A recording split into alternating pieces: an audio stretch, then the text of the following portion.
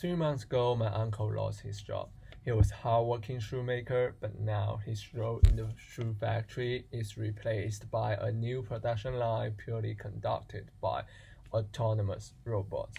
So he had to struggle to develop skills for a new job, which is also known as second skilling. However, he encountered great difficulties when trying to do so because he dropped out of schools and came out for his first job when he was only 15, which means he's not well trained in academic aspects. He found himself unable to sit in front of a table for reading or writing like for even half an hours. And in his word, he's just not the kind of person that reads. But now, in order to support his family, he has to. I believe it is not just his story. There are thousands of millions of families facing the same problem. Because just like the documentary film American Factory describes, it is the end of the working world we know and the rise of the machines. And report from OPEC also points out that while this change in the world of work affects everyone, adults with low skill are most at risk of experiencing deterioration in their labor market perspective. And most of them, just like my uncle, lack of ability of self-learning and cannot afford money, time, energy to join an educational institution of their full-time job.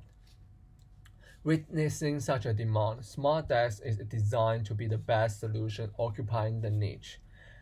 With the help of eye tracking, facial expression capture, and big data technology, SmartDesk is a piece of furniture that can keep its user focused and generated a comprehensive and personalized advice for improvement.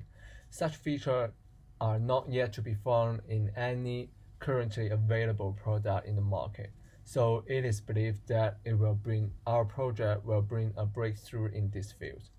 Before we go into the details of SmartDesk, I'd like to walk you through several attempts in attention-oriented approach to improve study efficiency.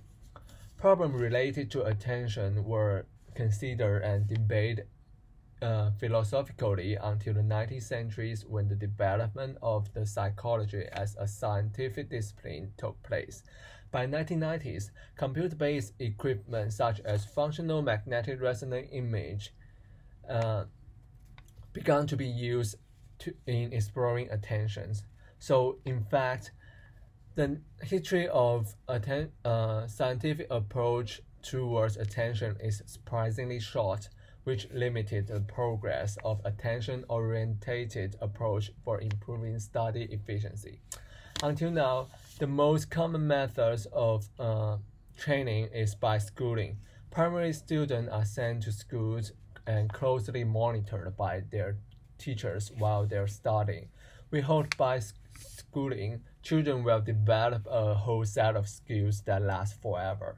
However, a significant number of students fail to catch up in these critical periods, and as a result, they perform unsatisfactorily in academic aspect when pursuing further studies.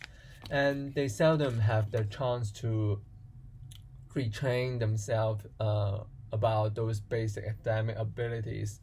What's more, the low skilled labor I mentioned before are not being able to get into an educational institution for training because of age or financial difficulties.